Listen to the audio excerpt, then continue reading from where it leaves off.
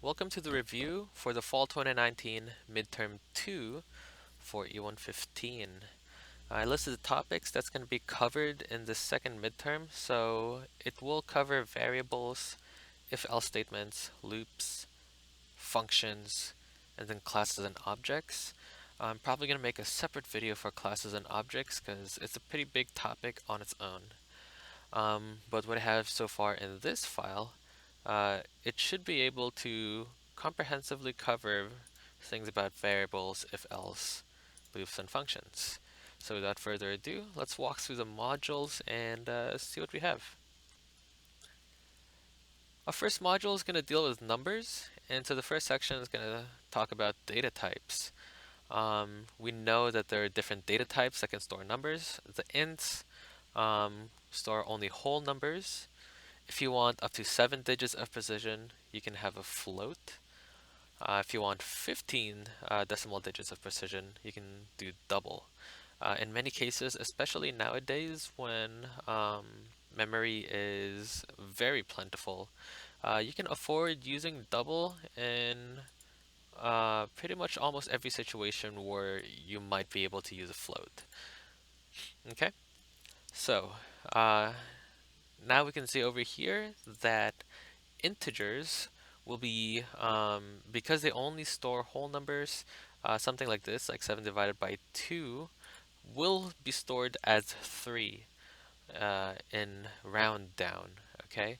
So when you're trying to store a number with a fraction or a decimal inside an int, it'll always round down because it just chops off the decimal values, okay? If you want to preserve those decimal points, um, you can always store this in something like a double. Although, I'm unsure whether this is going to store a double. Just to be safe, I'm going to say that it's 7.0 divided by 2, so that in this mathematical um, operation, we can clearly see that part of it is using decimals. Okay? But let's say you're working with ints, and you want to do something with the remainder. Remainders, you'll probably be concerned if you are thinking about whether something's divisible by another number.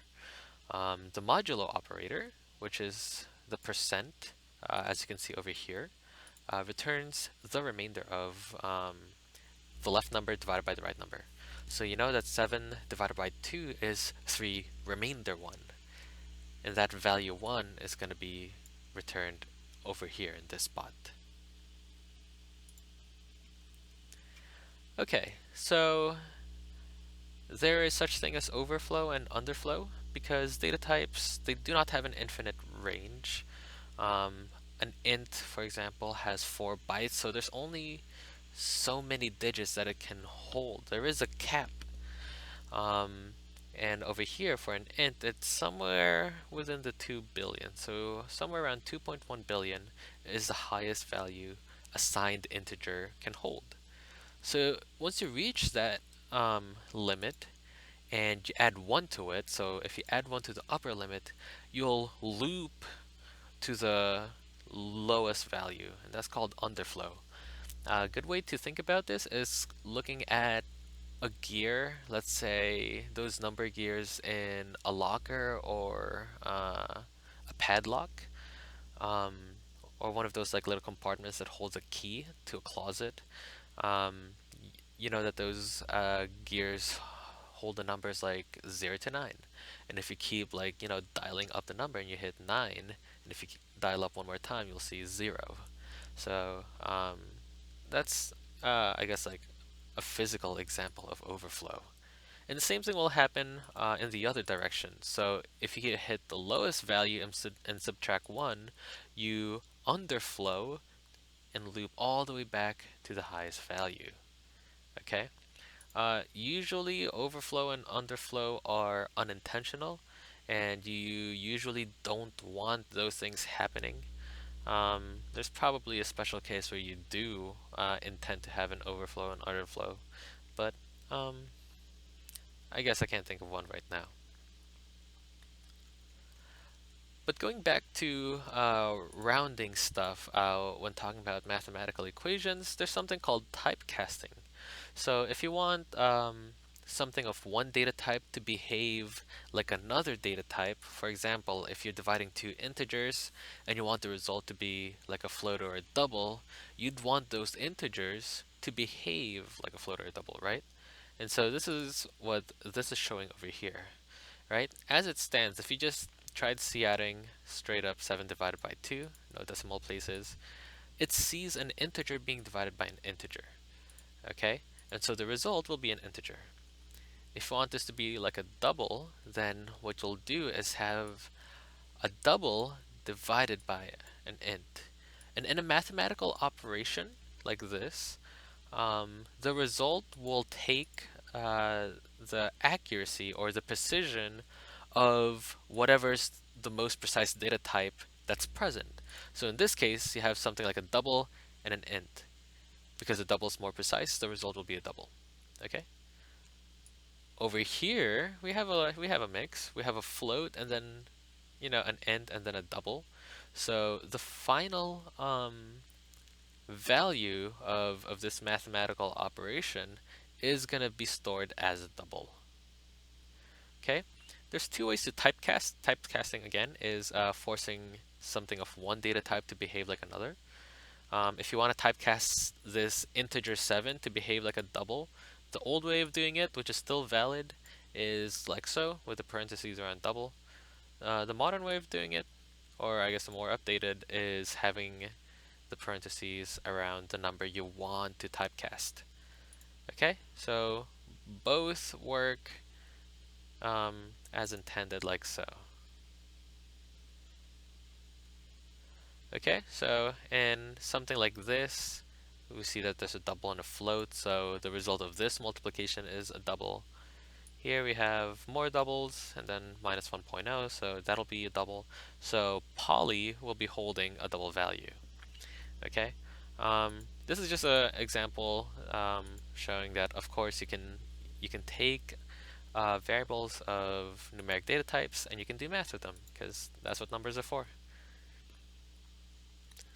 Okay, so there are some instances where you definitely want to initialize the variables that you're declaring. In this example, I already have it initialized, but let's take a look at this code and analyze it when sum is not initialized. So I have sum, it's declared, there's a spot in memory where sum exists, and now we're gonna ask the user to give us a number, let's say just the first number. And so we have some x, which stores data. Now we have this operation, sum plus equals x, which is the same as sum equals sum plus x. Now to be able to do this calculation, you're going to need a value for sum. But if we don't initialize it, then we don't have a value for this. You cannot assume that the starting value of, let's say, an int is 0, because it's not always 0. Most likely it'll just say it doesn't know, or it'll try to just like pull whatever value is randomly sitting in the memory that sum is designated to. So the best way to go about it is that.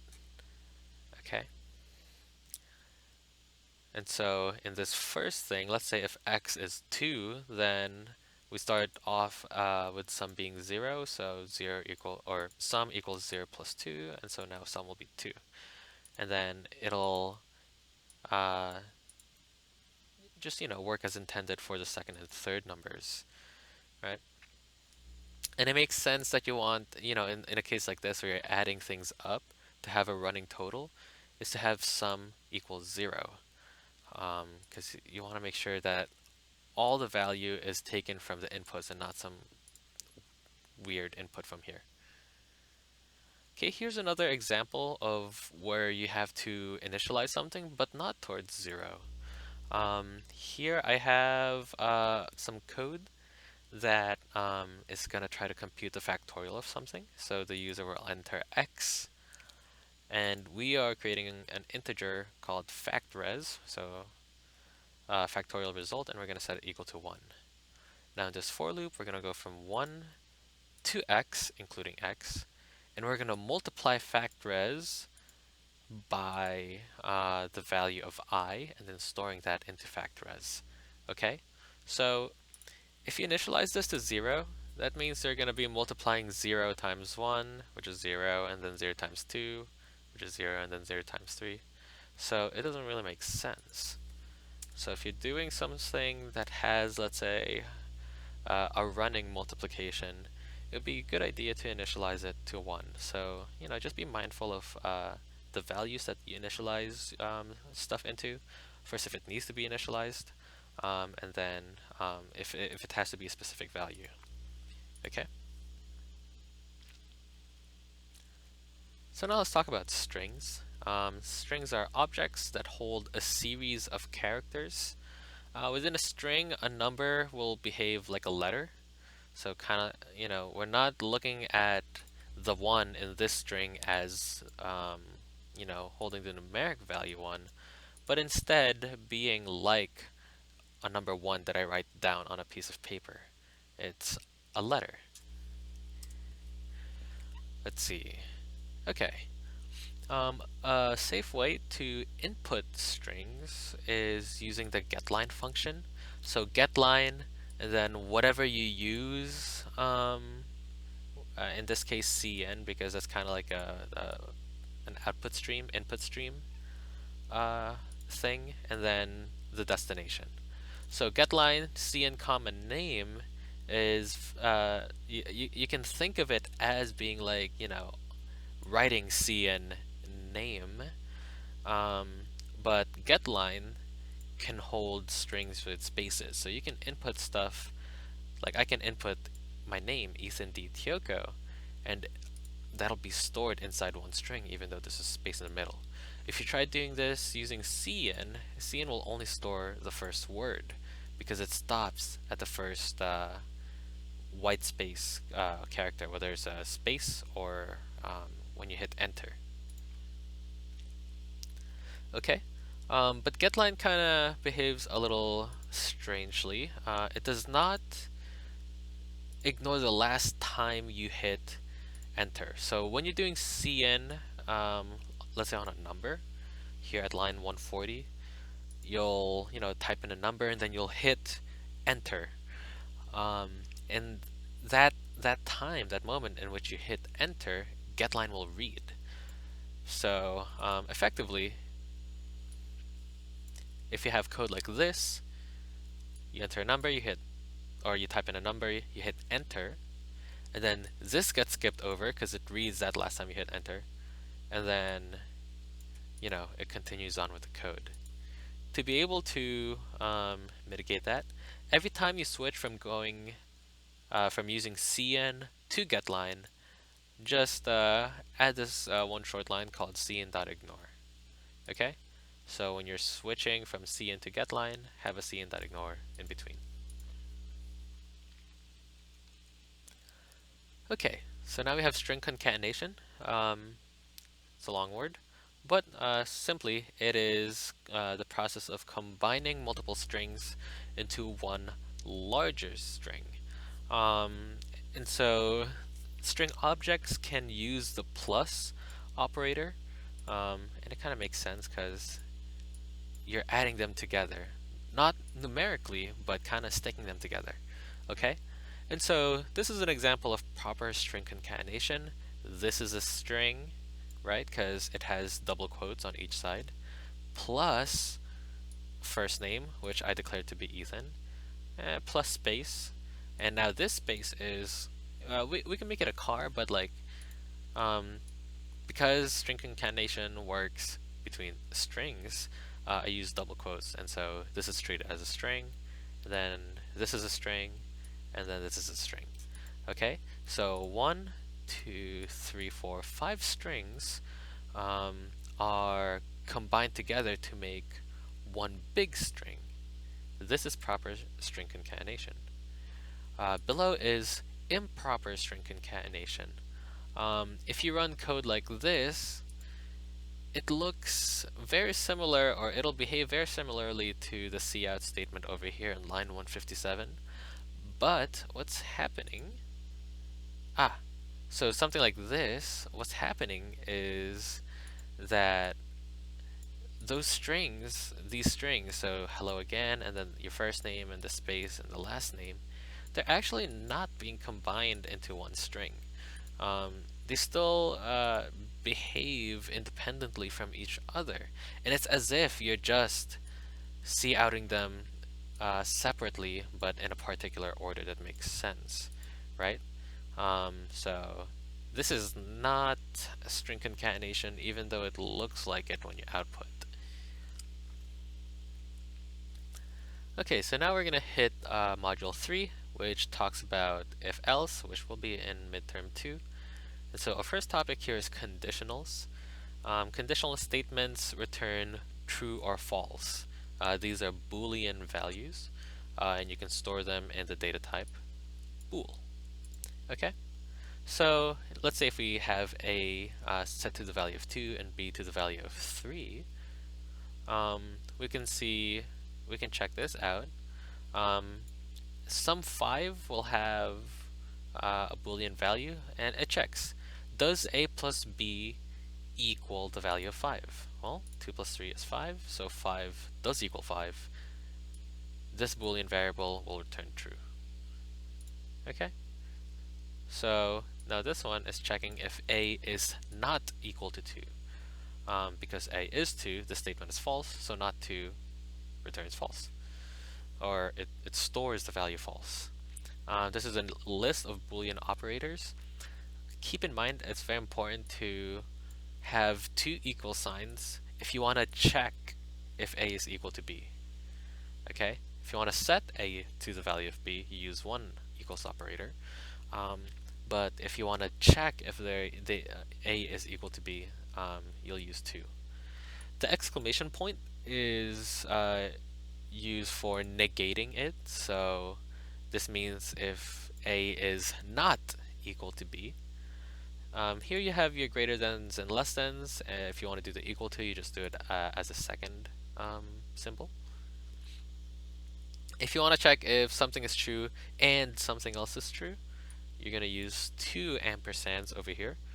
On my keyboard, it's going to be Shift 7. Yes. And if you want to see if something is true or another thing is true, you're going to use these like absolute value things. Okay? And on my thing, it's Shift backslash. My backslash key is like between my backspace and the enter, so it's on the right side of the keyboard.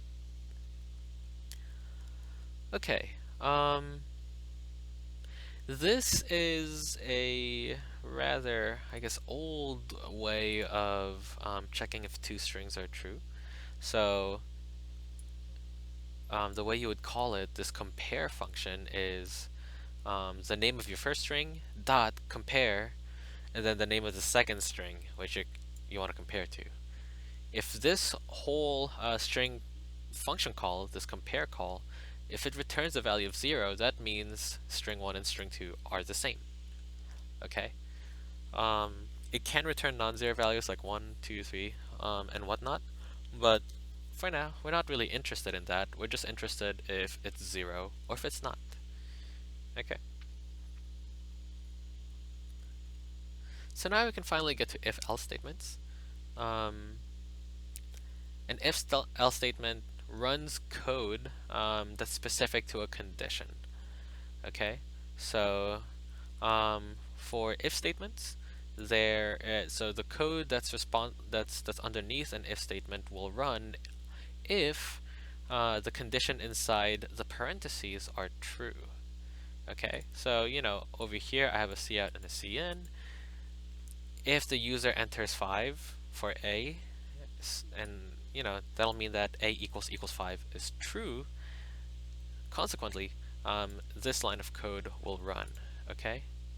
An else statement does not have parentheses because it pretty much is saying if whatever above is false. Right now I only have one if statement, but there can be more. If whatever above is false, then we'll do this. So it's like kind of like it catches all of the I guess outside cases. You can string multiple conditions together using else if. This is useful if whatever you're trying to figure out is circumstantially related to each other. So if you can recall your grade calculator homework, um, you're checking if something is between 90 and 100. If not that, and then we'll see if it's between 80 and 90. Well, if not that, then we'll see if it's between 70 and 80, and so on, right? Um, so this shows something similar. So if we're going to see if a is greater than 3, um, if not, then we'll check if it's greater than 2, and if not, we'll check if it's this, and so on. Okay? In a series of if and else if statements that are all linked together, only one of these will run. Either only one of these or none of them. Okay? But, so let's say if. Okay, so because a is 2, it will satisfy this condition, right? A is greater than 1. And it'll also satisfy this condition, a is greater than 0. But only the a is greater than 1 will run. So that's what happens with else ifs. If you take away the else's, so if you have code like this, right, it's the same one as the one above, except I just took away the word else. It'll run this line of code, because 2 is greater than 1, but it'll also run this line of code.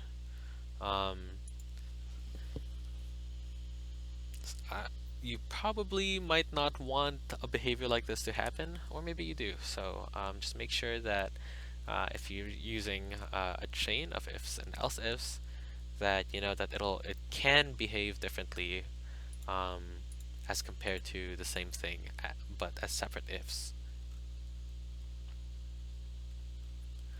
Okay, so now let's go over loops. There are two types of loops that we've gone over in this class.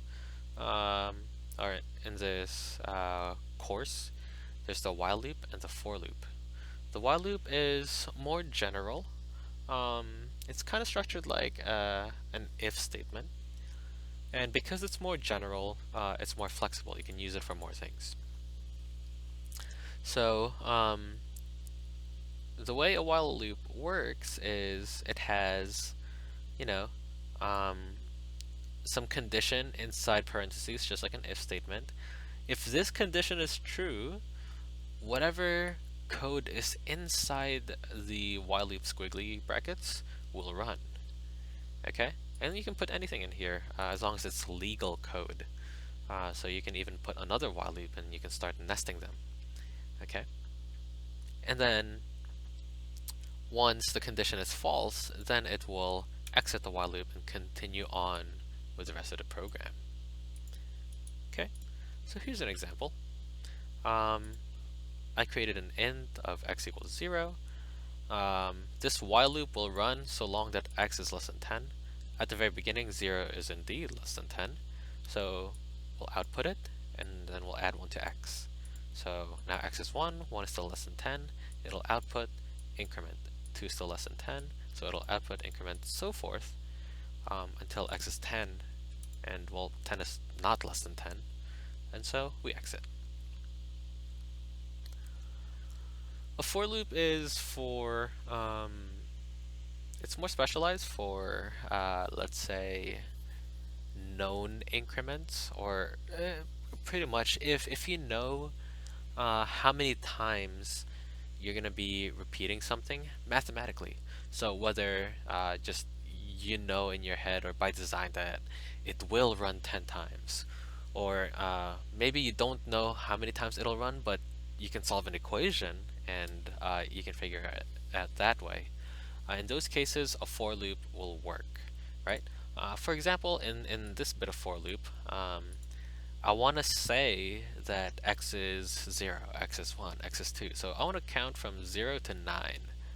And so, because we have like numeric steps and we know that we have a numerical upper limit, a for loop is ideal for that. Okay? A for loop's parameters, at least the way we're learning in this class, it takes 3 parameters. They're separated by semicolons. The first one is going to be your counter. So at the very beginning of the for loop, even before the code is checked and whatnot, we we set the value of our counter to something. It's usually 0. Then this middle one is like what the while loop has. It checks if this is true. If this middle parameter is true, then the for loop code will run. And then this last one, so at the end of the for loop's code, so after this runs, this happens. So it increments. Okay? So at the very beginning in this for loop, we make an int x, set it to 0. Is x less than 10? 0 is less than 10. So this runs, and after that, we increment. So now x is 1. Is 1 less than 10? Yes. So this runs, and now we're going to increment again. Is 2 less than 10? Yes. So this runs, and then we're going to increment, and so forth. You can, if you want to save the value of your counter outside of the for loop, you can declare it first here, outside, and then you can set it equal to something over here. Notice how I'm lacking the word int. And so, because I was born outside of the for loop on a larger scope, you can still access the value even though the for loop finished. Okay? So functions. Functions are bits of code that can perform certain processes.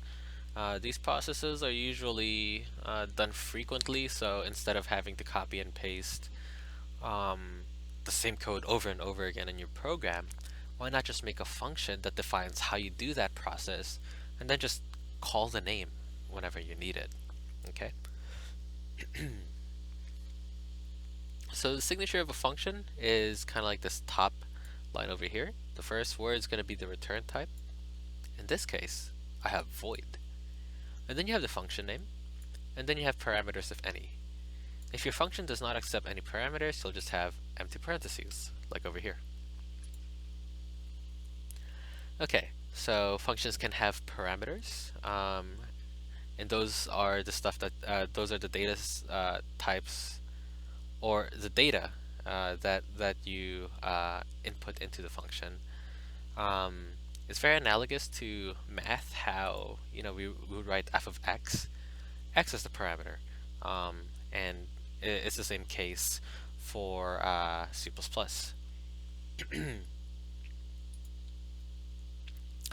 Functions also have a return type. In math, you know that f of x will give you back some numeric result. So mathematical operations have, let's say, an int or a double return type. Okay. Let's see. If your function does have a return type, and I'll go over the void case later, it must return, like after the whole algorithm finishes in the function, it has to return that value. Okay. I can't have an int f of x and then not return anything. That's just you're just asking for trouble if you try to do that. So you got to make sure that you return something. In this case, because I declared this function to be an int, it has to return an int value. X is an int, so this should work. Does it make sense? No, but it works as a function. Does it contextually make sense? I just kind of arbitrarily wrote code. Okay? So, but if your function doesn't have to return a value back to where it's been called, then you can do void. Okay? Yeah. And if you're doing something like just printing messages using cout, or if you're writing in a class and you're changing some variables inside the class, but you don't have to return anything else, you can use a void because you're not returning a value at the end. Okay, but when you call a function, what happens is the function will run the code. And then if your function returns anything, um, it'll return that value wherever you called um, that function. So, for example, I have over here an int factorial function, which will, well, return an integer. So if I called something like factorial and then 5 in the parentheses, um, let's see if I have that. Ah, like this. So we're in int main. We already wrote factorial over here. So let's say, I'm asking the user, I'm telling him, well, yeah, I can do factorials. And then I ask for a number. Let's say the user enters 5. Much like, 5 would be present here where x would be. Oops.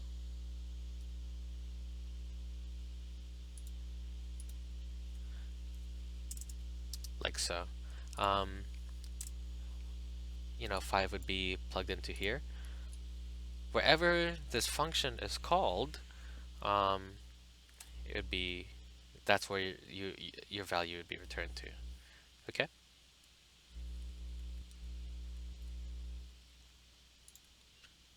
Let's see. And I think that is it in regards to, um, well, most of these. So we covered variables with numerics and string objects. We covered if else and conditionals, while and for loops, and we covered functions. Um, I might have a separate video for classes and objects. We'll see. Um, but if you have any questions, you can always send us a message in the group chats. And me and the rest of the TAs will be truly, genuinely um, eager to help you out. And so, um, stay in tune for potentially another video for classes and objects. And good luck on midterm 2.